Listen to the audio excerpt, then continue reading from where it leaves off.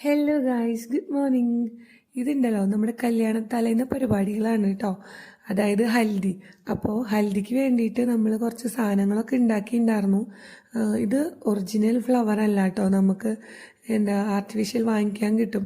അപ്പോൾ അങ്ങനെ വാങ്ങിച്ചതാണ്. മറ്റേത് നമ്മൾ അന്നേരം അതിന് കുറച്ച് മുന്നേ പോയി വാങ്ങിക്കുക എന്ന് പറയുന്നത് പോസിബിൾ അല്ല. കാരണം മഴയും കാര്യങ്ങളൊക്കെ ആയതുകൊണ്ട് ഞങ്ങൾ മുൻകൂട്ടി ഇങ്ങനത്തെ ഫ്ലവർ വാങ്ങിച്ചു വെച്ചിട്ടുണ്ടായിരുന്നു. അപ്പോൾ ജസ്റ്റ് അതൊന്ന് കോർത്ത് കെട്ടേ വേണ്ടായിരുന്നു. വേറെ പണിയോ ഒത്തിരി ബുദ്ധിമുട്ടുള്ള പണിയും കാര്യങ്ങളൊന്നും ഉണ്ടായിരുന്നില്ല കേട്ടോ. അപ്പം ഞാനും ഏട്ടനും കൂടിയിട്ട് കുറച്ച് നേരത്തെ വന്നു. പിന്നെ ഉണ്ണി ഞങ്ങൾക്ക് നാട്ടിൽ വന്നതിന് ശേഷം ഞങ്ങളുടെ അടുത്തേക്ക് വരവ് തീരെ കുറവാണ്. അവൾക്ക് അമ്മാമ്മ, അപ്പാപ്പൻ, ആൻറ്റിമാർ അങ്ങനെ പറഞ്ഞിട്ട് നടക്കാണ് കേട്ടോ ആള്. അപ്പോൾ അത് കാരണം കൊണ്ട് അവൾ അവിടെയൊക്കെ നിന്ന് സെറ്റായതുകൊണ്ട് എനിക്കും ടെൻഷൻ ഉണ്ടായിരുന്നില്ല. അപ്പം ഞങ്ങൾ ഇതൊക്കെ സെറ്റ് ചെയ്ത് ഇങ്ങനെ വെച്ചു. മഴയുണ്ടായിരുന്നു, നല്ല മഴയായിരുന്നു. അപ്പോൾ ഇവരൊക്കെ ലേറ്റായിട്ട് വരാമെന്ന് പറഞ്ഞു.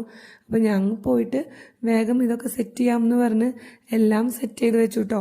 താലത്തിനൊക്കെ പിന്നെ ഒറിജിനൽ നമ്മൾ ചെരാതിൽ വെക്കാമെന്ന് വിചാരിച്ചു. പക്ഷെ കുട്ടികളൊക്കെ ഉള്ളതുകൊണ്ട് ഇനി അങ്ങോട്ടും ഇങ്ങോട്ടും തട്ടി അത് പിന്നെ ഡ്രസ്സിൽ വീണൊരു പ്രശ്നമാവണ്ടല്ലോ എന്നൊക്കെ കരുതി. പിന്നെ നമുക്കുണ്ടല്ലോ ഒരു മുതൽ, അതിങ്ങനെ പറഞ്ഞു കൊടുത്തിരിക്കുന്ന ഒരാളും അല്ലല്ലോ.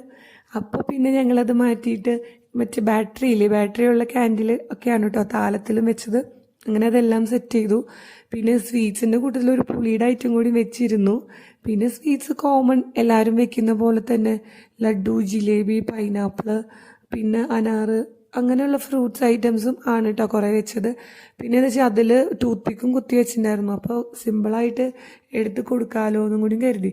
പിന്നെ ലഡുവും ജിലേബിയൊന്നും ഞാൻ മാത്രമേ കൊടുത്തുള്ളൂ, അധികാരമൊന്നും കൊടുത്തില്ല. കാരണം പിറ്റേ ദിവസത്തേക്ക് ഇനി മേക്കപ്പ് ചെയ്യാൻ പോകണം, ഇപ്പോൾ ഫുഡ് കഴിക്കില്ല, അങ്ങനെ ഒരു പ്രശ്നവും കാര്യങ്ങളും തലേ ദിവസം ഇത്രയും മധുരം കഴിച്ചിട്ട് വേണ്ട എന്നൊക്കെ വിചാരിച്ചിട്ടാണ് കേട്ടോ. പിന്നെ ലഡു ജിലേബി അധികം അങ്ങനെ പ്രൊമോട്ട് ചെയ്തില്ല.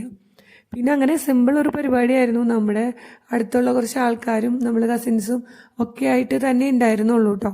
പിന്നെ മെയിൻ സംഭവം ഹൽദിക്ക് പേസ്റ്റ് ഉണ്ടായിരുന്നില്ല. എല്ലാവരും അത് കാണുമ്പോൾ ശ്രദ്ധിക്കുമായിരിക്കും അല്ലേ, പേസ്റ്റ് ഉണ്ടായിരുന്നില്ല. അത് അവരുടെ ഒരു റിക്വസ്റ്റ് കൊണ്ടും കൂടിയും ചെയ്യാണ്ടിരുന്നതാണ്. ഇനിയിപ്പോൾ സാരിയിലും മെയ്ത്തൊക്കെ ആയിട്ട് പിന്നെ അത് പിന്നെ ഉപയോഗിക്കാൻ പറ്റാത്ത രീതിയിലാക്കണ്ടല്ലോ എന്നൊക്കെ കരുതിയിട്ടോ. അപ്പോൾ പിന്നെ ആ ഒരു സംഭവം ഞങ്ങൾ അത്ര പ്രാധാന്യം കൊടുത്തില്ല. എന്നിരുന്നാലും അതൊഴികെ ബാക്കി എല്ലാ കാര്യങ്ങളും അടിപൊളിയായിട്ട്, സിമ്പിളായാലും അടിപൊളി നല്ലൊരു നല്ല ഫംഗ്ഷനായിട്ട് എല്ലാം സെറ്റായിട്ടുണ്ടായിരുന്നു കേട്ടോ. പിന്നെ ഫംഗ്ഷൻ ഭയങ്കര വലുതല്ലാത്തത് കൊണ്ട് തന്നെ ഞാനായിരുന്നു കേട്ടോ ആങ്കറിങ്. വലിയ തിരക്കേടും കുഴപ്പമില്ലാണ്ടൊക്കെ ആങ്കർ ചെയ്തു എന്നാണ് എൻ്റെ കസിൻസൊക്കെ പറഞ്ഞത്. അങ്ങനെ അപ്പോൾ എല്ലാം നല്ല അടിപൊളിയായിട്ട് കാര്യങ്ങളൊക്കെ. പിന്നെ കുട്ടീസിൻ്റെ കുറേ ഡാൻസും കാര്യങ്ങളൊക്കെ ഉണ്ടായിരുന്നു.